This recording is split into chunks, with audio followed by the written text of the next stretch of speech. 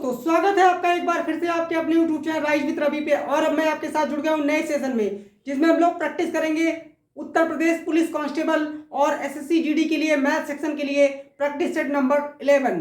ठीक है, सो इसमें हम लोग बहुत अच्छे अच्छे क्वेश्चन देखने वाले हैं। सो आइए स्टार्ट करते हैं। सो पहला क्वेश्चन देखते हैं। देखिए क्या दिया है, आई होप विजिबल है आप लोग को। यदि a की power b is equal to 343 तो a प्लस 1 की होल पावर b माइनस 1 का मान ज्ञात कीजिए। ठीक है, सो हमें क्या बताना है, हमें बताना है a प्लस 1 की होल पावर b माइनस 1 का मान क्या होगा। ठीक है, तो देखिए इसको कैसे सॉल्व करेंगे। हम जानते हैं हमें जो दिया गया है a की power b is equal to 343, तो क्या मैं इसको पावर के टर्म में लिख सकता हूं? हाँ, कैसे? a की power b is equal to, हम जानते हैं हम इसको क्या लिख सकते हैं, 7 का पावर 2 या 7 का पावर 3। ये बेसिकली 7 का क्यूब होता है। ठीक है अब देखिए और क्या कर सकते हैं।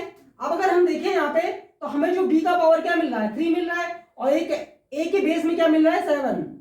a के बेस में क्या मिल रहा है, 7। तो यहां से मैं कह सकता हूं ये कि a इज इक्वल टू 7 और b इज इक्वल टू 3।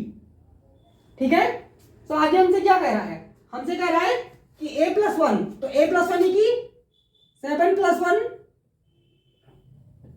इसका होल पावर b माइनस 1, यानी कि b माइनस 1 क्या हो जाएगा, b की जगह आ जाएगा 3 माइनस 1। ठीक है, तो यहां से क्या हो जाएगा, 7 प्लस 1 8 का पावर और 3 माइनस 1 2, तो 8 का स्क्वायर, और हम 8 का स्क्वायर तो हम जानते हैं क्या होता है, 64।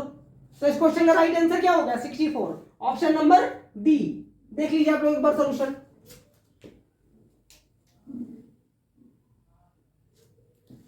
ठीक है, अब देखेंगे नेक्स्ट क्वेश्चन।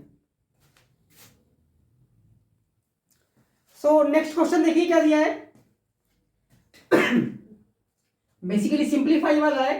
अंडर रूट के अंदर 41 माइनस रूट के अंदर 21 प्लस रूट के अंदर 19 माइनस रूट के अंदर 9। ठीक है, तो सारी वैल्यूज रूट में दी गई हैं, इनको हमें सॉल्व करना है। तो बहुत आसान है, कैसे देखिए, यही कर देता हूं देखिए कैसे। अगर हम देखें तो ये पूरा रूट के अंदर है। ठीक है, 41 यहां माइनस ये वाला देखिए, ये रूट के अंदर 21 है, प्लस ये वाला देखिए रूट के अंदर 19 है। ठीक है, तो सबसे पहले इस वाले रूट को सॉल्व कीजिए।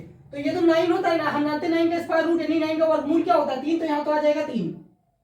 ठीक है, फिर क्या होगा, 41 माइनस 21 प्लस, अब यहां देखिए 19 में से 3 माइनस हो जाएगा तो 16 आ जाएगा, और हम जानते हैं 16 का वर्गमूल क्या होता है, 4 होता है, तो यहां 4 आ जाएगा। ठीक है, फिर आगे देखिए, अगले स्टेप में देखिए क्या होगा, 41, अब यहां देखिए माइनस, और 21 4 कितना होता है, 25, 21 4 कितना होता है, 25, और 25 का वर्गमूल क्या होता है, 5। तो बस अब देखिए हमारा काम बन गया। कैसे, 41 से 5 घटेगा तो क्या आएगा, 36, और हम जानते हैं 36 का वर्गमूल क्या होता है, 6 होता है, तो आंसर आ गया 6। तो ऑप्शन नंबर सी देख लीजिए एक बार।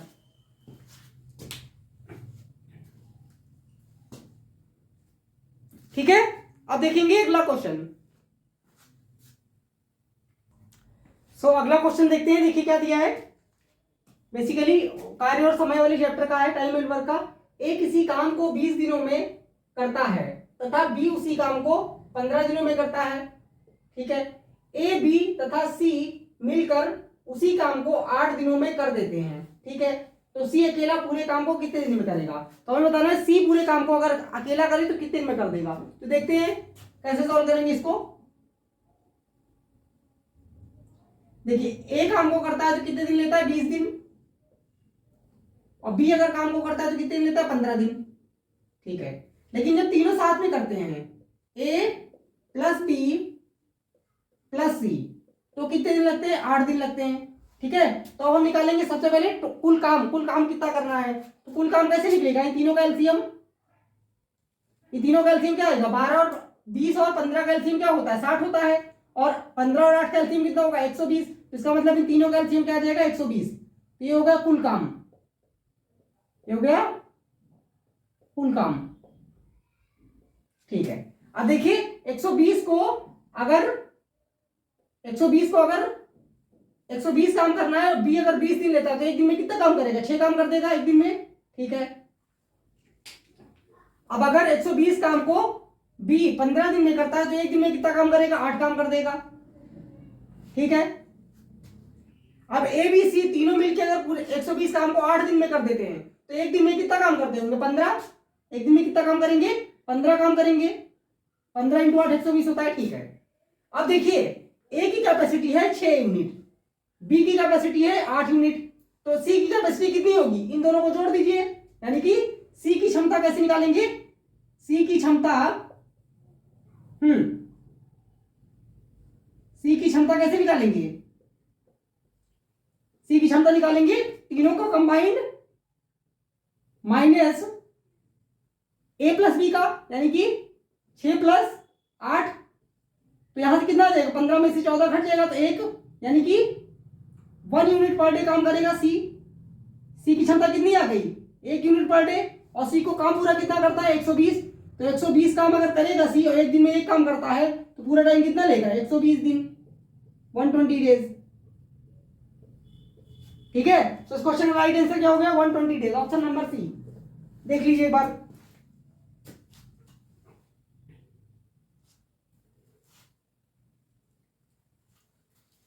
ठीक है, क्लियर है, समझ में आ रहा है। अब देखेंगे अगला क्वेश्चन।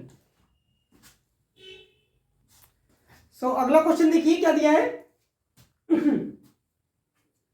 6 सेंटीमीटर व्यास वाले कितने धातु के गोले को पिघलाकर 8 सेंटीमीटर व्यास तथा 18 सेंटीमीटर ऊंचाई वाले एक ठोस बेलन में ढाला जा सकता है? बेसिकली एरिया वॉल्यूम वाले चैप्टर का जो 3D फिगर होता है बेसिकली वही है।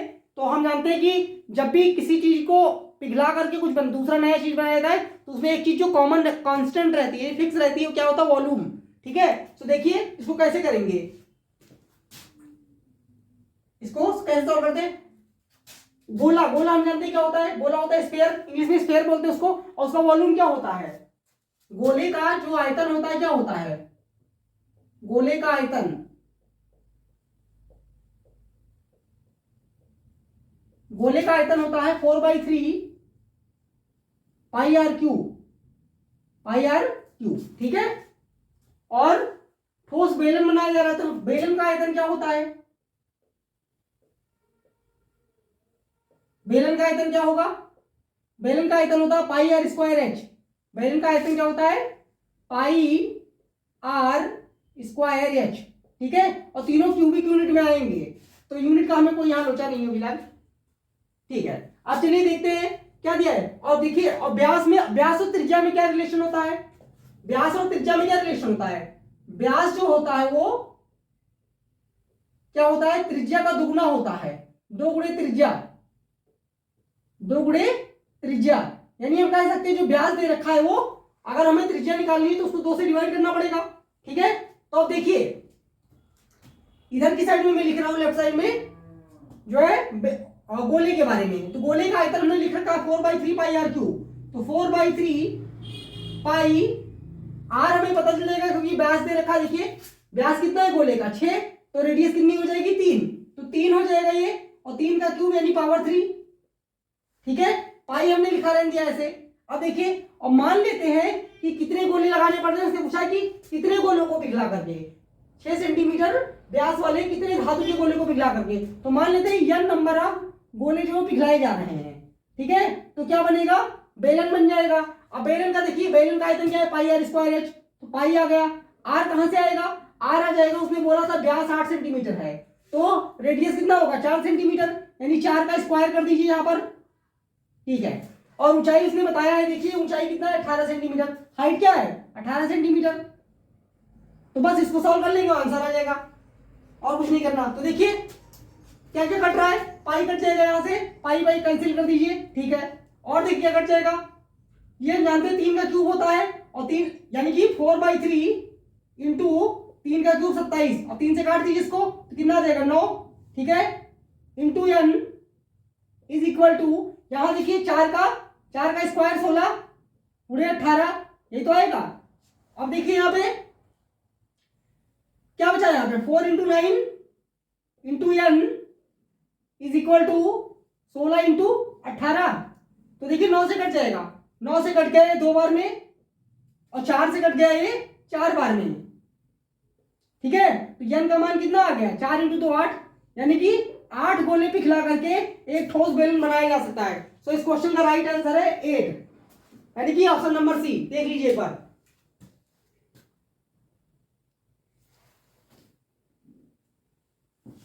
ठीक है, समझ में आ रहा है। अब देखेंगे नेक्स्ट क्वेश्चन।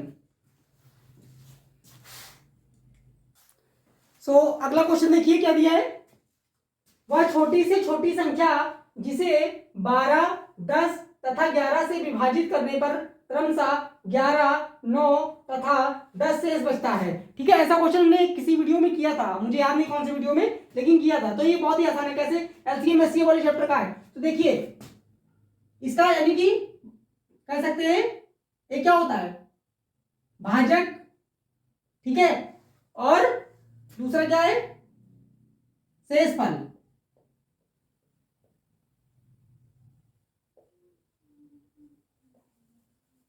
शेषफल। ठीक है, तो देखिए क्या दिया है, पहले संख्या कौन कौन सी है, 12, 10, 11 और शेष कितना बच रहा है, 11, 9, 10। शेष बचा है 11, 9, 10। तो आप देखिए इसको डिविडेंड बोलते हैं, ऊपर वाले को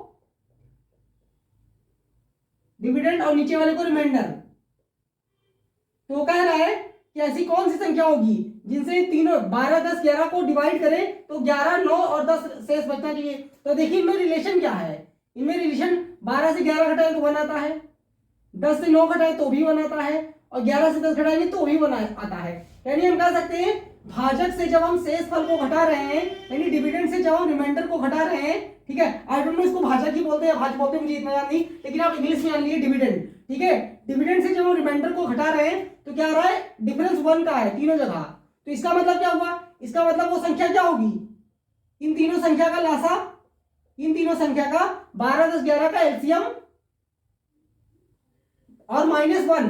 तो एलसीएम देखिए 12, 10, 11 का एलसीएम कैसे लेंगे, 12 और 10 का एलसीएम कितना होता है, 60 होता है।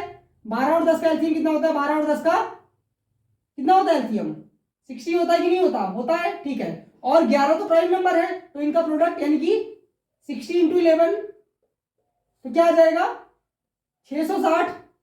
और आप देखिए कॉमन क्या है दोनों में, तीनों में कॉमन है 1, तो इनमें से 1 कर दीजिए माइनस, तो यानी कि 659 इस क्वेश्चन का आंसर होगा। 659 वो संख्या है जिसमें अगर हम 12 से भाग देंगे तो 11 शेष बचेगा, 10 से भाग देंगे तो 9 शेष बचेगा, और 11 से भाग देंगे तो 10 शेष बचेगा। तो इस क्वेश्चन का राइट आंसर होगा 659। देख लीजिए एक बार आप लोग।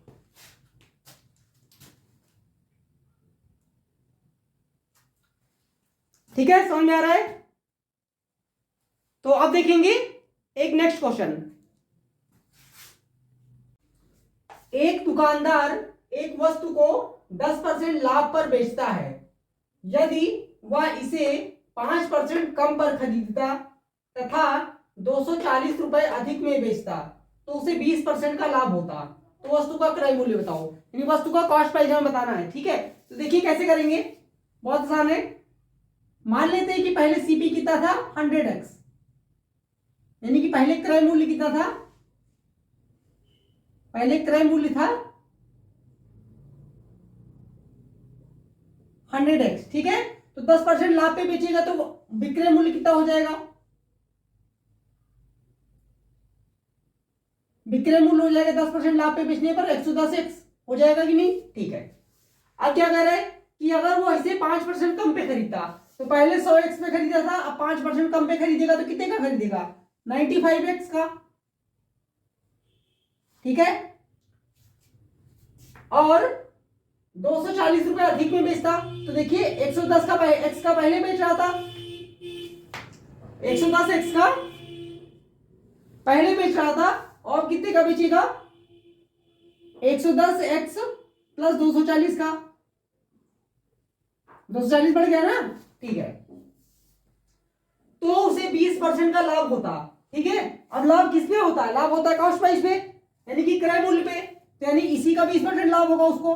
और 20% का मान वैल्यू तो हम जानते हैं क्या होता है, 6/5 हो जाएगा, है ना। 20% का मतलब क्या होता है 20%, यानी कि 1/5। और 5 की अगर 5 का कॉस्ट प्राइस है तो 1/6 हो जाएगा, तो यानी 95x का 6/5 पे बिकेगा। तो बस देखिए कुछ नहीं करना, काट दीजिए इसको, 5 से कट गया एक बार में, 5 से कट गया 19 बार में, तो यहां क्या आ जाएगा 19 इंटू 6 यानी 114x